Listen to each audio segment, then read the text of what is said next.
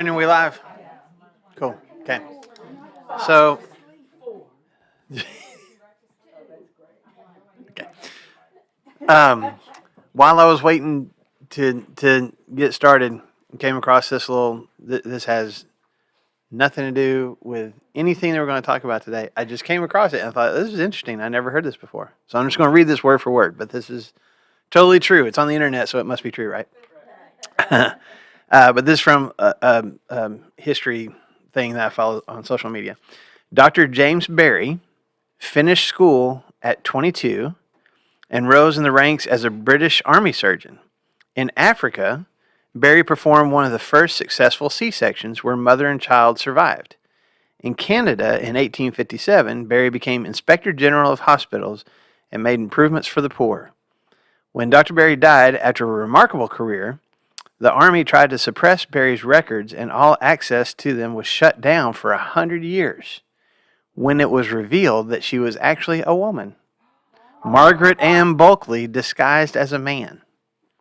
So she spent her whole medical career pretending to be a male doctor and did some incredible things. And then once they found out that she was a woman, they hid all her records for 100 years. Isn't that crazy? Anyway, typical men. Tell you what. So, all right. So, what better way to start class than get all the women in the room angry about, men and stuff. Okay. Thanksgiving time is approaching. It is one of my favorite times of the year, for sure. Yeah. So, want to start out with a few facts about Thanksgiving.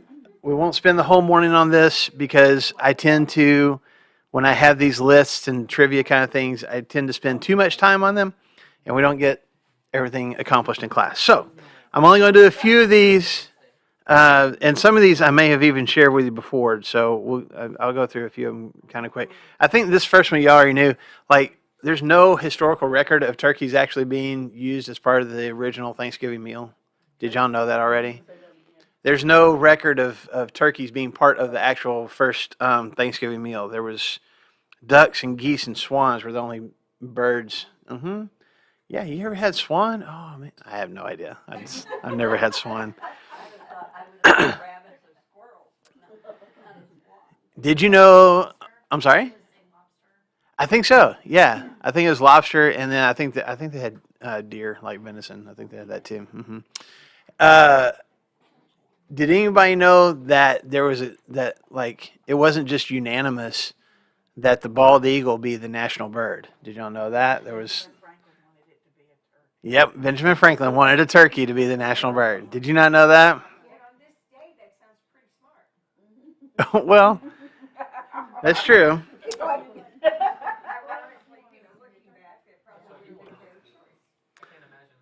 Yeah, he thought that the bald eagle. He thought that the truth. I'm sorry. He thought the turkey was a more respectable bird than the bald eagle, for whatever that's worth. It's just a bit of turkey. Yeah. Did you know that the first? How many of y'all watch the Macy's Thanksgiving Day Parade every year? Anybody? Okay. I used to watch it every year. I hardly ever watch it anymore. But when I was a kid, man, that was the thing. So the very first one in 1924 actually had animals from the Central Park Zoo that were part of the parade. Did y'all know that? Monkeys, bears, camels, and elephants were part of the parade. Yes. Which of the balloons in the Macy's parade, which one has had the most appearances? Santa Claus. Not Mickey Mouse. Not Santa Claus. Yes, it is Snoopy. Snoopy has the most appearances.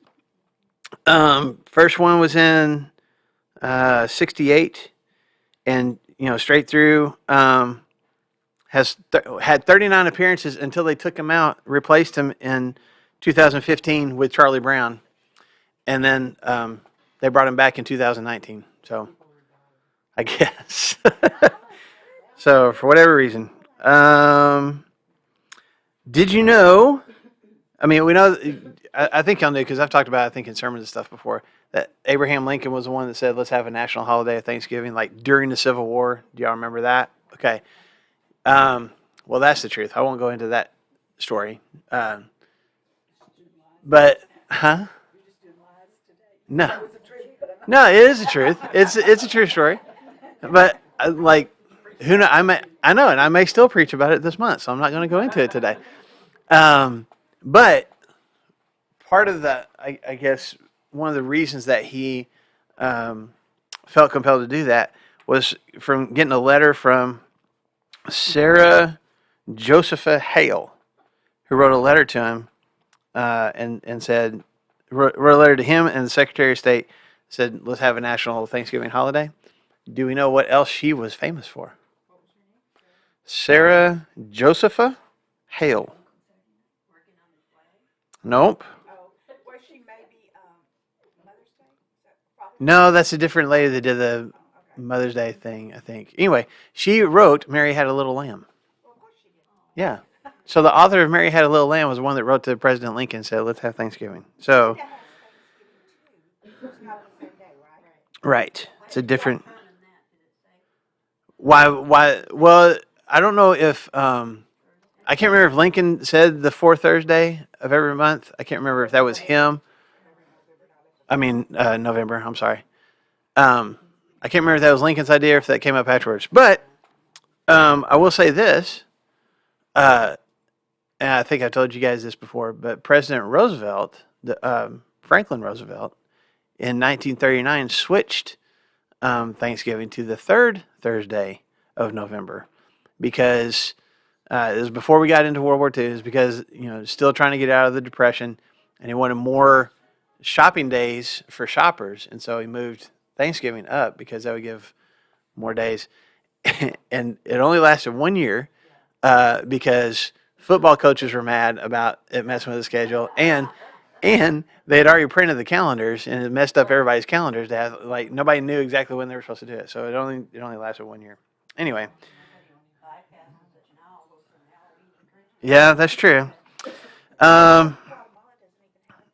The first Thanksgiving Day football game was played in 1920. Here's the teams. Okay. Oops, sorry. The Akron Pros defeated the Canton Bulldogs 7-0. The Decatur Staleys defeated the Chicago Tigers, not the Chicago Bears, the Chicago Tigers, 6-0. The Dayton Triangles defeated the Detroit Heralds 28-0. So I won't go through the rest of the scores. There were like 6 or 7 games that were played on that day, and it's been. It's 1920, so it's coming out of World War I, before World War II. Mm-hmm. I had no idea. Maybe that's the last name of the guy that owned the team, and he just named him the state. I really don't know. I don't know. There's also the Chicago Boosters that beat the Hammond Pros 27-0. So, yeah, I don't know. I think we talked about this last year. The Jingle Bells was actually originally written as a Thanksgiving song.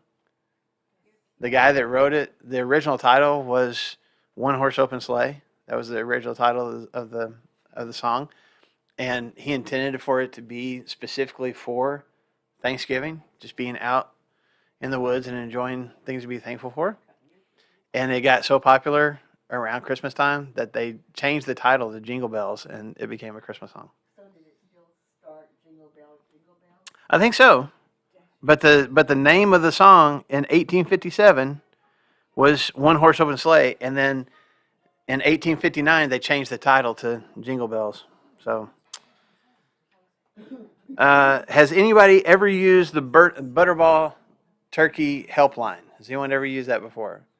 No. There's people in here like, no. The Butterball Turkey Helpline. There's a helpline that you can call. Yeah, and if you're trying to prepare a turkey, you can call and get help with it. That thing has been around for over 40 years. They've had that helpline available for 40 years. So, just so you know, if you're cooking turkey, you need help with it. Do what? It probably is. It probably is, if I was guessing.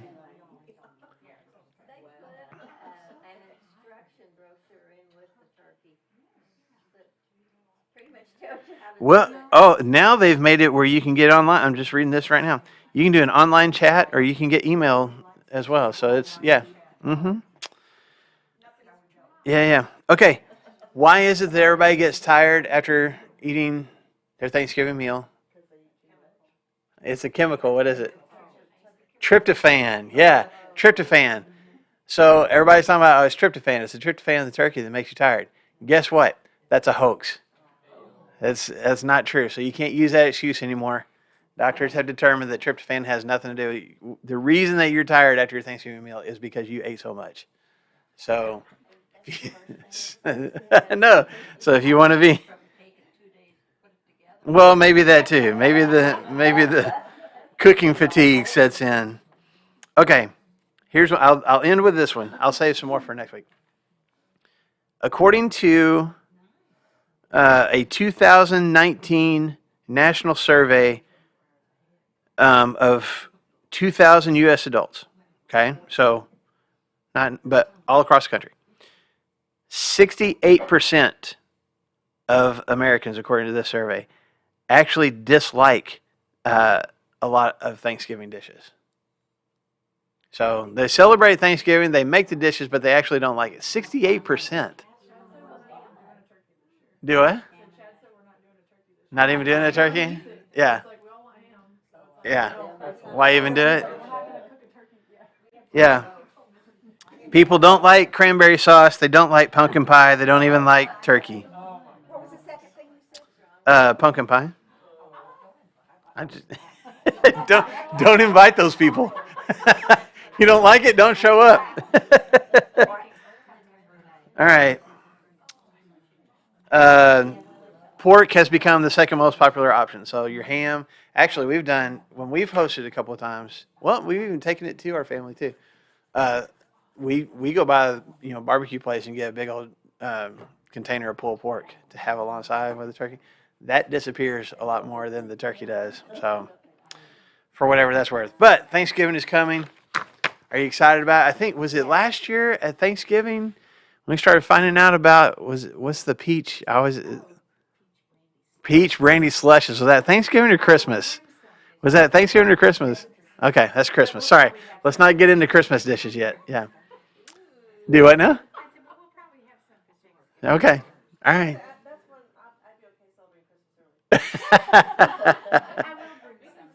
Okay. All right.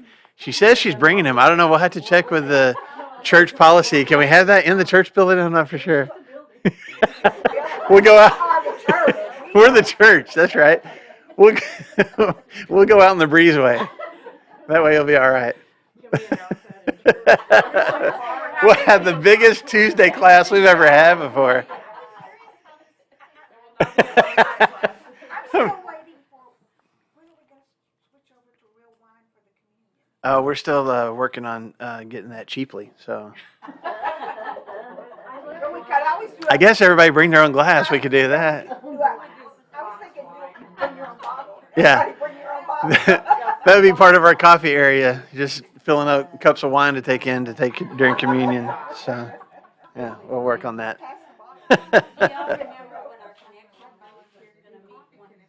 Mm-hmm. Oh, how funny. Yeah. Oh, yeah. Hey, it's a good place to go, regardless of the title. Okay, so we started talking last week, talking about minor prophets, and in case you forgot or you weren't here, we were talking first of all about how minor prophets don't have a minor message. It's still, it's still truth. It's still powerful messages from God. Mostly the reason that they're referred to as minor prophets is just because most of them are fewer chapters than most of your major prophets, or what we call major prophets. So that's really the reason why. But we also talked about how they're not listed in your Old Testament in chronological order, but we're going to go through them that way. So I can't tell you for sure. There's all sorts of different reasons why people give for why they're in our Bibles in the order that they are, and my guess is there's probably a little bit of truth to all of them, to all those different theories. So, there's no definitive. I don't think there's no definitive reason for this is why, but that's just the way they got arranged, and they kept being arranged that way for whatever it's worth. Um, but the prophets that we're looking at started, the minor prophets, the first ones started prophesying in what we would refer to as the eighth century BC, which would be the 700s BC. And the first two guys that started prophesying somewhere around 760, maybe a little bit earlier than that, like 770, 780, would be Jonah and Amos. And so they're probably contemporaries. A lot of scholars think that Jonah was the first one. Some think that Amos was the first one. I don't think, in the grand scheme of things, it really matters. It's pretty close to the same time. Okay, so we picked Amos to start with. Brandon and I did, and I don't even know if we really talked about that, except I just said, "Hey, let's do Amos first." So that's what we're doing. But Jonah is pretty much the same time, and one of the reasons that we know about when they prophesy is because of when they mention in their books, this prophet began prophesying when this particular person was king. So you can kind of look and see, okay, that person's reigning. Okay, this is when they prophesied. And for both those guys, Jeroboam II was prophesying. Now, one of the reasons that we think that Jonah might have been before Amos, I'm stealing from, because Brandon's going to talk about Jonah next week, and I'm stealing from his class a little bit, is in 2 Kings, when it talks about Jeroboam II coming to the throne in Israel, and having a lot of military success, a lot of economic success. It says that Jonah, the prophet, prophesied that was going to happen. And so there's some of the thing, well, he may have even started prophesying before Jeroboam was king, or at least for sure during his reign, but maybe even before. So anyway, we're starting with Amos. Roughly around 760 BC is when Amos was prophesying, okay, give or take a year or two. So as far as just the timeline of Israel, this is about, Amos is prophesying about 40 years before the nation of Israel is destroyed by the Assyrian Empire. So it's not like we're reading Amos and then a couple hundred years later is when all this comes to fruition. He's really kind of close to the actual events that he's prophesying about. Okay, about 40 years away from him. As I said, he prophesied during the reign of Jeroboam II. Things in Israel are pretty good at this time. Jeroboam II extended Israel's borders, took over territory that they had lost to other nations in decades before him. A lot of wealth was pouring into the country, but there was a problem. Even though all this good stuff was happening for the country as a whole, Jeroboam had a tendency to reward wealthy people with more wealth, or with perks, or with benefits. Kind of what we see in countries, nowadays. And one of the character traits of his kingdom, his rule, is that the rich kept getting richer and the poor kept getting poorer, and the wealthy were taking advantage of the poor and kind of, stepping over them to gain more of what they had. Well, I'll hold off on that for just a second, okay? Because I'm catching up on where we ended class last week, and what I told you guys was one of the main, I guess, one of the scriptures in one of the verses in Amos that kind of gives a picture of kind of the whole theme of the book of Amos is in chapter 2, verses 6 through 8. Okay? So we're going to get there in just a second. All right? Before I jump in, I'm going to, there's 9 chapters. I'm going to move through this kind of quickly to try to get everything so we can jump into Jonah next week. So if there's something that you're confused about, or if you read through this on your own, like, oh, man, I want to ask about that in class, or while we're looking through some verses, you're like, okay, what does that mean? Feel free to stop me and raise your hand and ask questions, and we'll answer all the questions that we can. Okay, we're not bound by our timeline, but I don't want to, A little bit. Bound a little bit. yeah, That's right. Loosely bound. Okay, so any questions so far about what we said about Amos, by the way? Oh, I almost forgot. What was Amos's job before he prophesied? He was a shepherd, okay? And he had a side hustle too that we'll find out about if I didn't mention it already. He did. He had a side hustle. He was a shepherd, but he was also, you might know? No, not Mary Kay. Amway, actually. Amway. Because, that's the Christian thing to do. No, we find out later, I believe it's in chapter 7, we find out later that he is also how would you say, a fig tree farmer. He grew fig trees. So he was a shepherd and he grew fig trees. And then God comes to him and says, okay, I've got a message for you to give, and you need to go prophesy these things.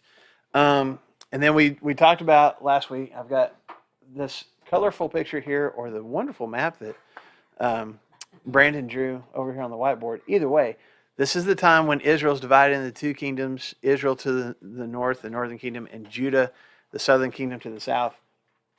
Which country is Amos actually from? Do y'all remember? He was from Judah, that's right. Okay, where does he go to prophesy, though? In Israel. So this is another kind of a sticking point for his audience, because he's not even from there, all right? He's from, I'll use this part. So Bethlehem is right here in Judah. He's from a little town called, I think it's Tekoa, that's a little bit south of there, okay? The capital city at this time of Israel was Samaria, which is up here, okay? And I said last week that, he's coming all the way up to Samaria to prophesy. Now, I'll have to back off of that a little bit because there's a lot of scholars that think that he actually only got just over the border to Bethel, because he ends up getting challenged by one of the priests of the golden calf at Bethel, and so it would make sense that he's actually just in this area here at Bethel prophesying and not all the way up at the capital.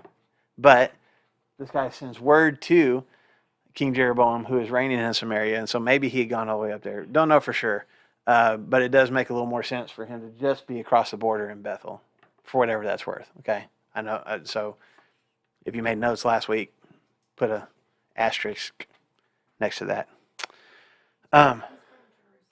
Well, here's Jerusalem right here, or if you see on the map over here, he's from south of it. So this is Jerusalem. This is Bethlehem, and Tekoa is actually just outside, I think just south of Bethlehem. What's the correct spelling on that? Tekoa. Thought you were going to say something. Okay. So that's where he's from. All right. Now, we won't read through all these verses, but the way it starts out, chapters 1 and 2, God basically has a list of grievances. And it's not just against Israel. So if you're reading through chapters 1 and 2, he uses this phrase over and over. I have these three complaints, depending on how your translation reads, is these three things even for. It's just a kind of a poetic way to write the different complaints that God has, okay, so for whatever that's worth. But it's interesting. God talks about all the different countries surrounding Israel before he addresses Israel. So if you go through the list and you kind of see on the map, this is why I wanted Brandon. Here, I'll move this a little bit while I'm talking. Well, I wanted Brandon to have this up here. He starts out talking about Damascus, and Damascus was the capital city of Aram, also known as Syria. Okay, so he starts out talking about them, and then the next city he talks about is Gaza, which is right here. And at the time, that would have been the capital city of the Philistines, of Philistia. Okay, so it's Aram, Philistines, and then he talks about Tyre, which is way up here, which would be the kingdom of the Phoenicians. We talked about Tyre and Sidon. That's way up there. And then he goes all the way back down south again and has complaints about Edom, and then Ammon, and then Moab, and then Judah, and then Israel. Okay? Just so you know. I can read through that list again if you want me to, or it's obviously listed out in chapters 1 and 2. It's Aram, the Philistines, Tyre, Edom, Ammon, Moab, Judah, and Israel. Now, if you look at, if you're just reading through this and going, okay, it's just random countries. But if you look at it on the map, God starts out kind of wide, all the way up to Aram, all the way over to Philistines, all the way back up to, Tyre and Sidon, all the way down to Edom. He's making kind of a big circle. But then what happens to the circle? It gets a little bit smaller, and then comes over here to Judah and then finally hits Israel. That is probably intentional, okay? Whether Ammon wrote it down that way, I'm so sorry. Whether Amos wrote it down that way or whether that's the way that God wanted it presented, I think it's more the way God shared his message. If you can picture it, Brandon and I were looking at, it was the Bible Project, I think, that talked about how it's kind of the circles of a bullseye. You can see the different circles of a bullseye, and then you got Israel at the middle of it. Or I read somebody else talking about how if you can imagine, like, if you got a light that you're shining on something, and you can do this with your flashlight or even a spotlight on a stage, where it's kind of broad, but then you like twist a little bit and it narrows down. Okay, to me, that's what God is doing here. All right, and one of the reasons that God is doing that, I think, is not just to say, hey, I'm not just picking on you, Israel, but to say, I'm the God of all human beings. I'm the God of all creation. And everybody in this area is not measuring up to my original design of human beings in the image of God. Does that make sense? If we believe that God designed all of us, and Genesis chapter 1 tells us that he created us in his image, that includes how we treat people, the kind of actions we take, the kind of attitudes that we have. Here's what God thinks all human beings need to look like, the kind of people they need to be like. So as he's going around the circle, he's kind of got the light on, if you want to call it the Middle East, at this time. There's several things that he's looking at and going, I'm not happy with my creation. Now I'm going to narrow that down specifically.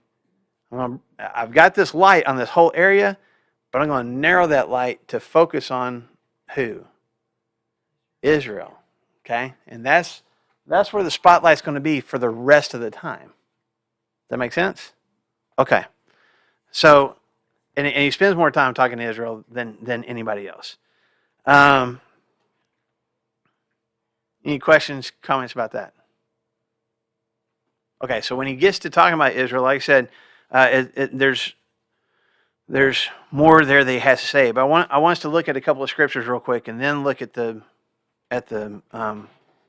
main complaint that God has towards Israel. So you can write this down, or you can look at it yourself. Deuteronomy, going all the way back towards the beginning of the Bible. Deuteronomy chapter 12. This is Moses talking to the Israelites right before his death, right before they go into the promised land. This is at the end of the 40 years where they've been wandering around in the wilderness. Okay? And the whole chapter is basically this theme of, I don't want you, when you go into the promised land, God is telling his people, I don't want you worshiping other gods. I only want you to worship me. That's the whole, that's the theme of the whole chapter. But look at the end of the chapter, specifically verses, or not, I guess, yeah, at the end. Starting in verse 29, going through verse 31. So Deuteronomy 12, 29 through 31.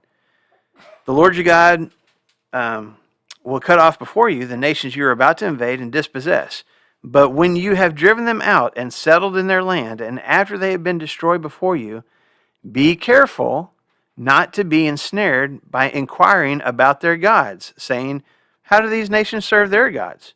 We'll do the same. You must not worship the Lord your God in their way, because in worshiping their gods, they do all kinds of detestable things the Lord hates. They even burn their sons and daughters in the fire as sacrifices to their gods. Now, in verses before this, if you read through the rest of the chapter, he's like, I just want you to worship me. But then he says, even specifically here, I don't want you, when you get into that land and you drive out of these other nations, I don't want you to even be curious about how they worship their gods. Don't even ask about it. Because what's going to end up happening? You're going to follow them, or at least you're going to try to blend together worship of me and worship of their gods. Okay? So, when we talked about Israel and Judah splitting into two kingdoms, and the first Jeroboam was king over Israel and was worried about the people of Israel going back to Judah to the temple to worship God, what did he do? Do you remember us talking about this last week? He made two idols, one in Bethel and one in Dan, okay? The very northernmost, the very southernmost city. And he made two idols. Each of them was a golden calf. And told his people, these are the gods that brought you up out of Egypt. These are the guys you're going to worship now, okay? And they offered sacrifices, did different things in the same way that they used to worship Jehovah God, but now they're worshiping these idols, okay? And you fast forward basically a couple of hundred years, here's where we are now. And so Amos goes to Bethel and starts talking about, here's how God is viewing what you guys are doing, okay? The original covenant said, don't worship other guys and don't even ask about other guys and don't incorporate worship of those guys into your life, right? Okay, hold that thought. Yes, ma'am. How far apart are those two areas that you just pointed out? These two cities, a few hundred miles. So he would have traveled that far? No, he started from here. He's probably only about, I would say, like 40, maybe 40, 50 miles. Not real far. He arranged for that in both places? Oh, yeah, I'm sorry. You talking about the idols? Yes, I'm sorry. Yes. This is a few hundred miles. And yeah, he made it where if you just kind of drew a line across the middle of the kingdom, if you live above this line, go to Dan and worship the idols up there. If you live below it, go down to Bethel. He's just making it convenient for people to get to one or the other. So he was pretty much of an influencer. For sure. Absolutely. Jeroboam the first, we're talking about Jeroboam the second now, but Jeroboam the first that did that, a lot of the kings after him are compared back to him and saying, they continued to have the Israelites worship other gods as Jeroboam had done years before. Absolutely. So we're in Deuteronomy. Back up a few pages or scroll back a little bit to Leviticus. Leviticus chapter 18. And in Leviticus 18, most of this is actually about it's laws. I mean, the book of Leviticus is mostly laws about how the people need to conduct themselves once they got into the promised land. And most of these have to do with sexual relations. But I want you to see verses 3 and 4 of Leviticus 18. You must not do as they do in Egypt where you used to live, and you must not do as they do in the land of Canaan where I am bringing you. Do not follow their practices. You must obey my laws and be careful to follow my decrees. I am the Lord your God. Verse 5, keep my decrees and laws, for the man who obeys them will live by them. I am the Lord. And he goes through this whole list of different sexual sins that he didn't want his people to be a part of. Okay? Now, I'm just going to give you just scripture references. I'm not going to read them. I wanted you to see those two things first off. Okay? He had laws in Deuteronomy 24, verses 17 and 22 is where it talks about when farmers harvested their crops, they needed to make sure as they were harvesting, if anything got left behind, don't go back and pick it up. Leave that for the poor people. Don't go all the way to the corners and get every single inch. Like leave some for people who don't have land to be able to come and harvest. In Deuteronomy 15, Deuteronomy 24, verses 17 to 22. Deuteronomy 15, verses 1 through 11, talks about how financial debts were to be canceled every 7 years. If you got somebody that owes you money after 7 years, it's a zero balance. That'd be nice, wouldn't it? Let's bring that back. It seems like that would make it hard to collect. For sure. You could collect all you wanted to and make people work for you, work it off for those 6 years, but then the seventh year you were supposed to cancel it. Mm-hmm. Yeah. I was thinking about college student loans. Yeah. And then same kind of principle. It's still in chapter 15, Deuteronomy 15. The next verses after that, 12 through 15, talk about how you're supposed to set your slaves free after 6 years of service. And not only set them free, but give them what they need to start their own life. Okay? So I share all those scriptures with you because once you see that was part of God's covenant, part of his agreement with his people. I'm going to be your God. I'm going to give you this land. I'm going to protect you. I'm going to take care of you. I'm going to bless you. I'm going to give you all sorts of good stuff. Here's what I need you to do. I need you to follow me and not follow anybody else. I need you to worship me and worship no one else. I need you to take care of people, to take care of the poor, and to look after those who don't have the same things you do. Actually go out of your way to bless them.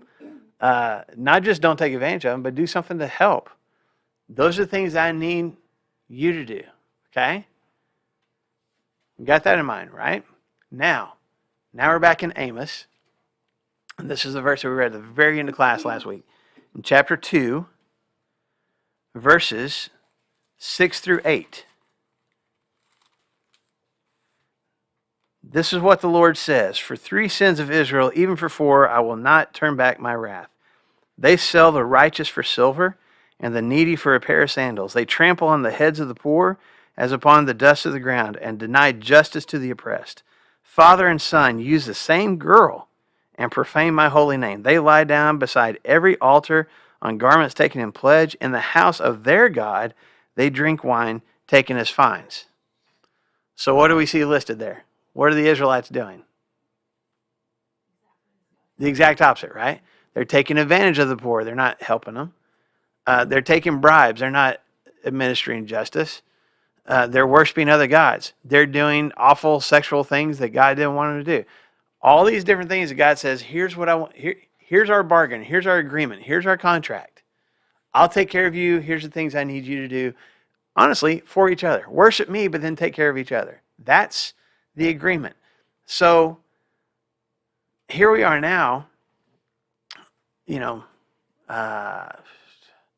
800 years later. How good has Israel done at holding up their end of the deal?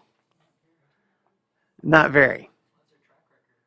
Right. And again, we talked about this last week, but how patient has God been to this point? This is hundreds and hundreds of years. This isn't just recent.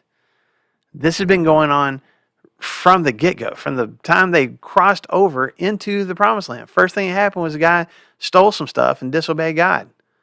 First thing, and they've been doing this ever since. So God has been incredibly patient with them, but that's his whole point here in these words of Amos is, I'm not being patient anymore. I've given you plenty of chances. You knew what you were supposed to do. You knew who you were supposed to be, and you didn't do it.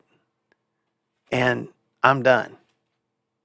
And maybe that's kind of the 2-word theme of the book of Amos is God saying, I'm done. I'm finished. I'm not putting up with it anymore. And I think of it, how many times do we tell our kids, okay, one more time, and that's it. One more time. How many times do bosses tell their employees, okay, you messed up this time, don't do it again. Okay, this time, all right, but don't do it anymore. I mean, we can be gracious people somewhat, and God's gracious to us. But at some point, there has to be consequences. And that's what God is telling his people. Okay? Yes, ma'am. In our days of slavery, was that considered that they were free after that many years? Slaves were free. Did that follow In America? No. Now, I will say, there is, I think, there were probably random. I'm almost positive there were some random slave owners that would it's almost like a contract. You're going to be my slave for this long, and they would be magnanimous and let them go. But there was no requirement in American law during our times of slavery. They could keep them for life if they wanted to. There wasn't any kind of requirement as far as that goes. And a lot of them did. But there were Bible believers during that time, I guess Absolutely. Or they read the Bible. I mean, there's people, you can go back and look in records of the, 17, 1800s. There were people that read scripture and said, well, God's okay with slavery. I mean, there's scriptures where God says, if you're a slave, be a good slave. Act, make your master's job easy. So they would read that and go, oh, well, see, God's good with slavery, which is not the case. But that's how they read it, for sure. Of course, we don't do that anymore, right? Find verses to justify. Okay, that's right. So what I want to do just for the time we have left is just kind of just pick some pieces out of Amos and show you some important things. Now you kind of said, here's the theme for this whole book. When you read through this is what you're going to see. Okay, is God being upset with Israel and being justified feeling that way? Okay, so go over to Amos chapter 4. As he's talking about how he's given them opportunities to repent. In Amos chapter 4, look at verses 4 and 5. God says, go to Bethel and sin, go to Gilgal and sin yet more. Bring your sacrifices every morning, your tithes every 3 years. Or you might have a translation, I have a footnote, but you might have a translation that says every 3 days. Burn leavened bread as a thank offering and brag about your free will offerings. Boast about them, you Israelites, for this is what you love to do, declares the Lord. So what is he saying? Okay, but here's what's interesting. Yes, yes, yeah, he is being sarcastic. It's God using hyperbole and sarcasm, to talk to his people. So he says, go to Bethel, which is where one of the idols was. Go there and sin. Go to Gilgal, which was kind of a holy place in Israel's history. Go there and sin some more. And then he kind of switches to kind of this sarcastic tone. You know what? Bring your sacrifices every morning. Were in the old law, were they supposed to sacrifice every morning? No, it's not a requirement. He's like, you know what? Bring your sacrifices every morning. Fine. And then he has this next verse, this next statement, bring your tithes every 3 years. Now, the Hebrew, and this is why you have a footnote, if it says years, you probably got a footnote that says days. Does everybody have that? Okay. Okay, and someone say, verse 5. Verse 4. Bring your sacrifices every morning, your tithes every 3, either days or years. Okay, the Hebrew word is days. Okay? The requirement by law was years. I think days is what God probably originally said. Meaning what? Again, it's hyperbole, it's sarcasm. You know what? Bring your tithes every 3 days if you want to. Why? Because I feel like I'm just being, look at me. Look how holy I'm being. I'm offering sacrifices more than God tells me to. I'm bringing more tithes than what he tells me to. Look at me. And he says, you know what? Go ahead and brag about it. Go ahead. Brag about what a good person you are. Why is he using sarcasm here? And what's the point? Point is, I am done with you people. Mm-hmm. I am so done with you people. Yeah. And there was those recorders, I can hear them. There would be a tendency on Israel's part, because he starts it out by saying, well, go to Bethel and sin, go to Gilgal and sin. There's a thought process of, well, as long as I'm doing the right things, as long as I'm tithing and sacrificing, that kind of stuff, then that gives me permission to go do these other things. And I can brag about it because all God really wants is my sacrifices and tithes anyway. So I can do whatever I want during the week. And when I come to the temple, I bring my sacrifice, my tithe, I'm good. Isaiah is like all about that. Mm-hmm. He just wipes it all over their face. Yeah. Man, I think it's Isaiah where he says, hey, you guys are coming and you're worshiping and doing all these things. I could care less about your burnt offerings and about your worship while you're double-minded people. Mm-hmm. Because I desire mercy. I desire mercy more than sacrifice. Right. Yeah. Yes. Mm-hmm. Yeah. So you're doing all the things, but you're doing all these other things in chapter 2 you are going through the motions, and I don't have your heart. And that's what he says a lot in Isaiah, is these people honor me with their lips, but their hearts are far from me. This is the same principle here in Amos chapter 4. You guys, you can outdo yourselves in going through the motions if you want to. I still don't have your heart. And your heart belongs to these other gods. And your heart belongs to these other actions that you're taking the rest of the time. And I'm done with it. Now, this is what Amos was saying to these people. Yes. It's God speaking it through Amos. So yeah, it's hyperbole and sarcasm. God's basically saying, hey, if you want to act holy, then by all means act really holy. If you think that's what I want, then by all means knock yourself out. Okay. In the next chapter, chapter 5, in verse 4, in verse 4, it says, this is what the Lord says to the house of Israel, seek me and live. Don't seek Bethel. Don't go to Gilgal. Don't journey to Beersheba. Basically saying, don't go to those other places. Seek me. Seek the Lord, verse 6, and live. And then verses 7 through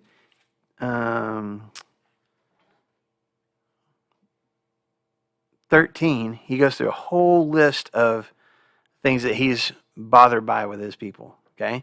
Turn justice into bitterness.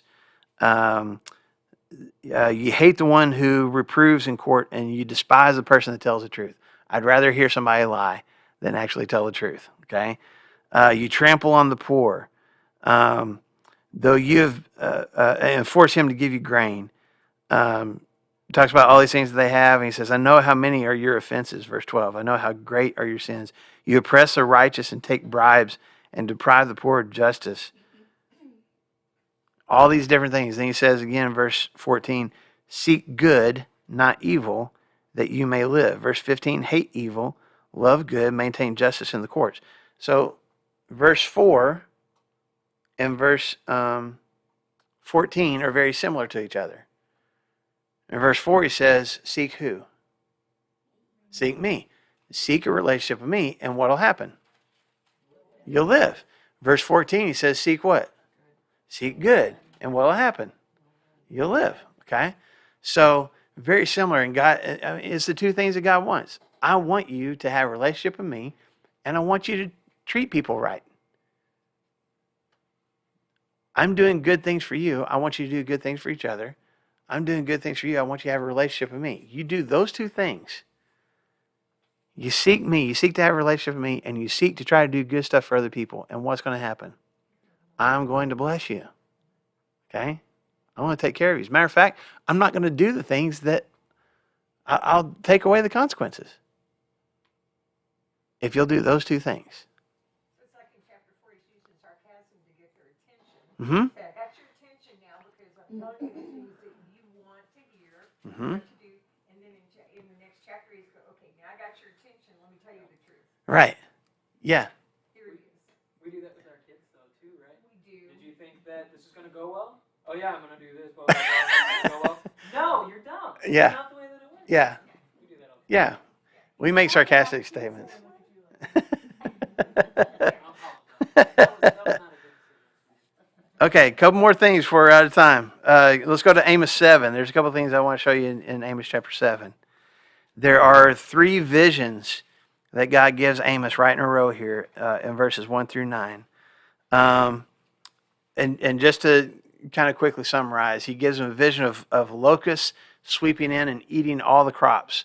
And Amos is like, his response is, God, I don't know how Israel can survive this. And God says, well, that's not going to happen. And then he gives him another vision of fire. Fire comes through and destroys all the trees, all the crops and everything. He says, oh, God, how is Israel going to survive this? And God says, that's not going to happen. And then he gives him a vision of a plumb line. You know what a plumb line is? Okay, if you don't know, when you're building a house, when you're building a fence, I remember having to use a plumb line with my father-in-law. We were putting up a fence.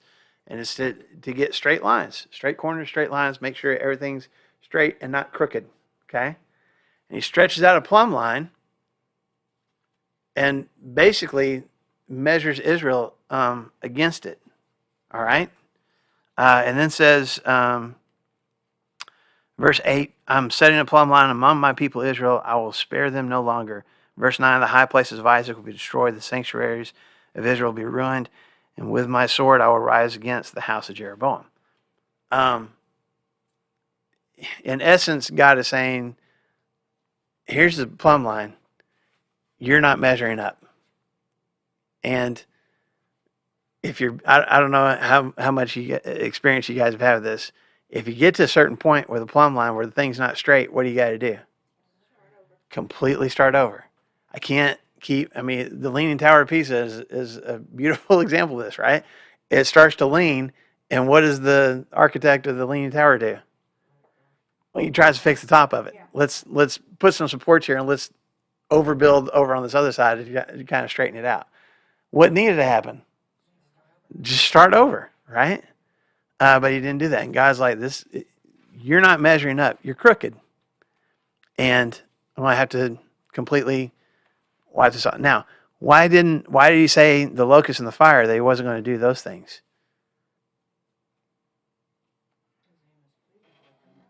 Okay? Amos pleaded with him. God, please don't do that. We have another example of that, right? Abraham pleading for the lives of the people of Sodom and Gomorrah because Lot was living there. Any other theory? I've got a theory. I don't have a definitive answer. I've got a theory. Mm-hmm. Mm-hmm. Yeah. I'm not going to completely destroy everything. There's still going to be a little bit of something left. Yeah. Yeah. Mm-hmm. Yeah. Yeah. I'm with you. I think it's, I'm not going to, there's still going to be some hope left. The difference between the locusts and the fires, there's nothing left. I can't do anything with this because there's no stubble. There's no, like, the locusts ate everything. The fire burned everything up. With the plumb line, yeah, I'm going to knock this all down so that what? I can build it back up again. I think that's the difference there. Okay. Google it. You'll get a bunch of other different opinions. That's what I see in that analogy there. Now, what's funny is the very next verse. We looked at verse 9. Look at verse 10. Then Amaziah, the priest of Bethel, sent a message to Jeroboam, king of Israel. Amos is raising a conspiracy against you in the very heart of Israel. The land cannot bear all his words. For this is what Amos is saying. Jeroboam will die by the sword, and Israel will surely go into exile away from their native land. So what happens to Amos? Well, he doesn't leave, though, but what happens to him first? What does Amaziah do? Yeah, but he tattles on him. This is like a little kid. Like, hey, this Amos guy's out here saying mean things, Jeroboam. He totally goes and tattles on him, okay? A grown adult goes and tattles on another grown adult. No, that's only kids that do that. It doesn't happen nowadays. We don't get any kind of response from Jeroboam, so I don't know if Jeroboam even reacted or not. But Amaziah then goes, as you were saying, Mariette, goes in verse 12, goes to Amos and tells him what? Go back home. You're not even from here. Like, go back home. Go back to Judah. Go back to your sheep. And what's Amos's response? In verse, is it 14? Uh-huh.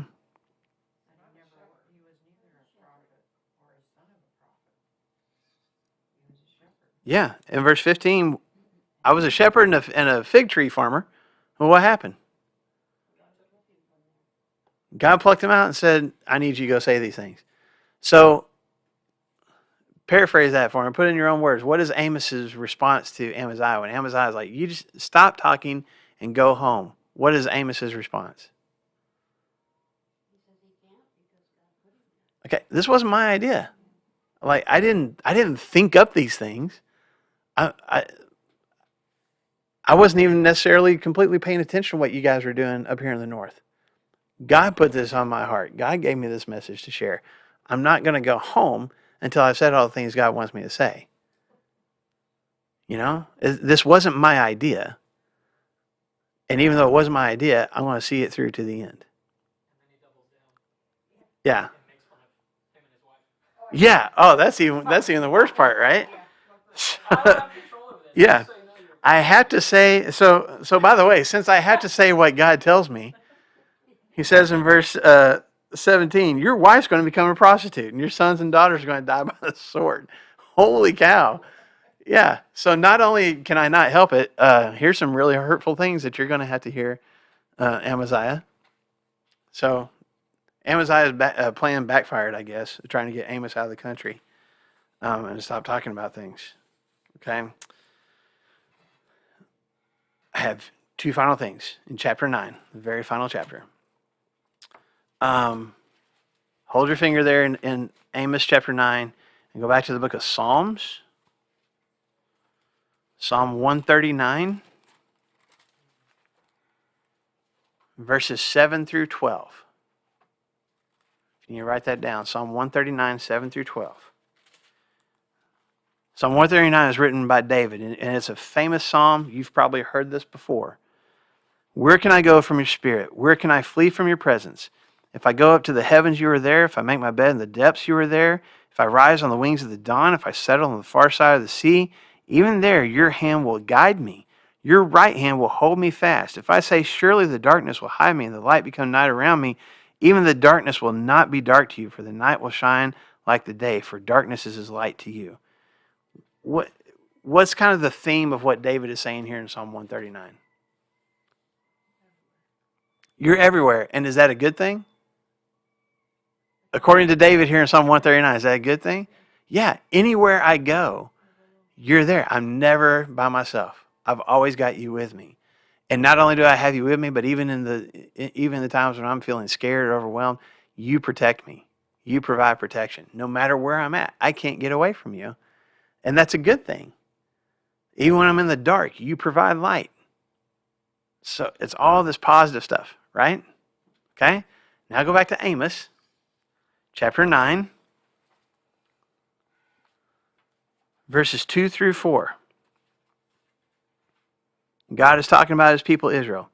Though they dig down to the depths of the grave, from there my hand will take them. Though they climb up to the heavens, from there I will bring them down.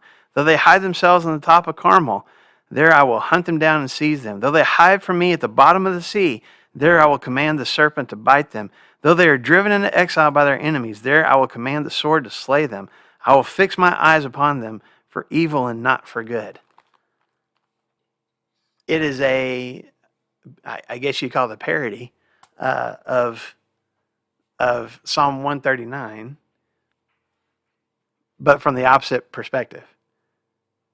So Psalm 139, David's like, man, anywhere I go, I can't get away from you. How awesome is that? God tells his people here in Amos 9, anywhere you go, I'm there. You can't get away from the destruction that's coming. You can't get away from the consequences. That's harsh. That would be hard to hear. Okay? And God is basically saying, you can't run. You can't get away from the consequences that are coming. And you are the people who are causing your own selves to experience these things. But you're not going to get away anymore. You're not going to be able to do the things you've been doing and then try to hide and pretend like everything's fine.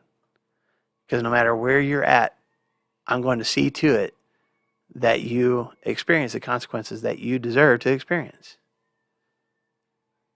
Everybody see that? This is the kind of stuff where people get a really negative impression of God. He says, I'll find you. I'll pull you down. I'll cause sea serpents to bite you. Even if you escape, even if you're taken into exile, I'll have you killed there. That just sounds just so vengeful and mean-spirited and harsh, doesn't it? That's the whole point. How long has God watched them do these things and told them multiple times, please stop, please stop, please stop. I forgive you. Please stop. Over and over for hundreds and hundreds of years. And so again, God's like, I can't. What's the classic definition of insanity? I can't, and expecting different results. Can't keep doing this. And expect that you guys are going to change, because your track record, your several centuries worth of a track record, has proven you're not going to change. And so I'm done. You guys broke the covenant, not me. But there's consequences to that. Okay? But here's the shining ray of hope. And so, Daisy, I know you got to go. Just so you know, the very end of the chapter, there's good stuff. So when you read it later, I'll share this with you and we'll be done. Look at the last verses. Starting with verse 11. In that day, I'm sorry, chapter 9, the very last chapter, starting with verse 11. In that day, I will restore David's fallen tent. I will repair its broken places, restore its ruins, and build it as it used to be. That goes back again to that plumb line thing, right? I will build it as it used to be, so that they may possess the remnant of Edom and all the nations that bear my name, declares the Lord, who will do these things. The days are coming, verse 13, when the reaper will be overtaken by the plowman and the planter by the one treading grapes. New wine will drip from the mountains and flow from all the hills. I will bring back my exiled people Israel, and they will rebuild the ruined cities and live in them. They will plant vineyards and drink their wine. They will make gardens and eat their fruit. I will plant Israel in their own land, never again to be uprooted from the land I have given them, says the Lord your God. Now, that's a couple of paragraphs. What is God essentially saying?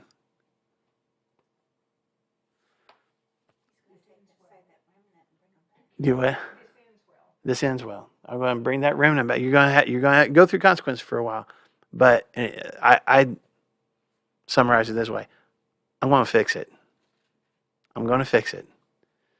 You guys have made this crooked and messed up and flawed, and I'm going to have to whittle this down, but I'm going to fix it. And I'm going to restore, and I'm going to forgive, and we're going to start over. That day is coming. Okay? So there's still this glimmer of hope. Amos, man, if you read through it and you stop short and don't get to these last few verses, it's kind of a depressing book. You know? But there's that one message that Amos ends with, that God ends Amos with, and says, in the end, I want to make this better. So I'll finish with this. I had a professor at Harding when I was there that was talking about this particular part, and said, you got suffering, you got destruction, and you have, in essence, resurrection. This is the story of the crucifixion. This is Jesus is suffering and is destroyed and comes back again with new life. That's what God has done for his people. It's what God does for us. And sometimes we have to suffer consequences because of our own dumb choices. But in the end, God says, no matter what, I can fix it. I will fix it. I'll make it better. You may have to go through some consequences, some difficult things for a while, but I'll always resurrect. I'll always build back up. I'll always fix it. Okay? Until you do it again? No. Oh. That's right. That's right. Until Jesus finally comes again. So that is 1 hour shot of Amos. Okay? Any thoughts, any questions? I know I went through that really fast. Anything that you guys are curious about? Well, I'm kind of curious about that last verse. Mm-hmm. Is that where people get the idea that Israel belongs to the Israelites even to this day? Probably. The question being, like, the state of Israel, is this part of the reason why people think there should be the state of Israel as it is, where was it started back in the 40s after World War II, when they reestablished the nation of Israel once again? Because that's what God said, I'm going to bring everybody back. I think this is more, me personally, I think this is more a short-term vision, because Israel's going to be destroyed 40 years after this. Judah's going to be destroyed another 140-ish years after that. And then after 70 years of exile, they're allowed to come back again. And I think that's what God is pointing to is I'm going to end up wiping my people off the map for a little while, but then I'm going to bring them back. I think he's incorporating, by the time Jesus comes back, there's not Israel and Judah anymore. It's the Jewish people. It's God's people that are back. I think it's more short term than, looking forward to where we are now. That's my opinion. But I also think just the grander theme of just God being a God of grace and restoration, and the principle being no matter what, no matter how broken you get, no matter how much you feel separated and disconnected from God, there's always the ability for Him to bring you back. There's always the ability to reconnect and rebuild that relationship again. Good question, though. Anybody else? We have no idea. This is the snapshot we get of Amos. We don't know. And that's going to be the common theme for basically all these minor prophets. They pop up, say some things, go away. We have no idea for sure. It'd be a good question to look and see if there's either some records or even some theories that were taught by different rabbis over the centuries of what happened to some of these guys, but we don't know for sure. I don't know. Oh, what's Wikipedia's answer? It says what? He was killed by the son of the priest of Bethel. He's buried back in his homeland, and he died specifically in 745. Okay. There's no. It could be. I don't know. I know. I'm saying there's teachings and stuff in Judaism outside of what we have in the Old Testament. So there may be some things that were taught, and it may be accurate. I don't know. In the Old Testament, there's nothing else said about Amos except what we see right here. So I don't know for sure what his end result was. Yep. Good questions. Anybody else? Okay, we'll go ahead and shut off the feed. Brandon, thank you guys for being here today. Like I said, next week we will start talking about Jonah. And so if you want to read through that ahead of time, I know a lot of us think, well, I already know the story of Jonah. But it's 4 chapters. It won't take you but a few minutes to read through it if you want to. And then Brandon's going to tell you all the things that you never knew about Jonah. So we'll talk about that next week. And then the week after that, I think, is the Tuesday before Thanksgiving. Is that correct? And I don't think we're going to have class that week, or if we do, Brandon may be flying on his own because I'm going to be out of town that day. So, but we can talk about that for sure next week if y'all want to go ahead and meet or not. Okay? And enjoy some apple cake for sure before you leave. Yeah. So, thank you guys.